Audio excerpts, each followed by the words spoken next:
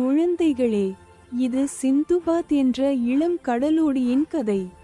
அவன் ஒரு தைரியமான பையன்.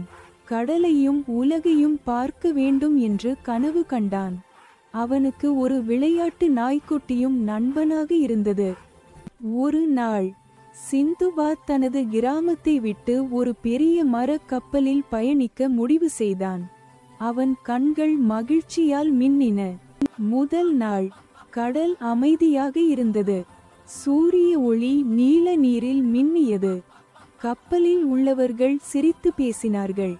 ஆனால் அடுத்த நாள் கடல் கொஞ்சம் கோபமாக மாறியது. மேகங்கள் வந்தன, மழை பெய்தது. ஆனால் சிந்துபாத் பயப்படவில்லை. சிந்துபாத் தைரியமாக இருந்தான். மழையிலும் அவன் கப்பலை பாதுகாத்தான். எல்லோரும் அவனை பாராட்டினார்கள். மறுநாள் காலை மழை நின்று வானவில் தோன்றியது. கப்பல் ஒரு அழகான தீவை நோக்கி பயணித்தது. அந்த தீவு மிகவும் அழகாக இருந்தது. பறவைகள் பாடின, மலர்கள் மணம் வீசின. ஆனால் ஒரு சிறிய மர்மம் இருந்தது. சிந்துபாத் தீவில் நடந்து பழைய கல் சிலைகளை கண்டான். அவை அவனை ஆச்சரியப்படுத்தின.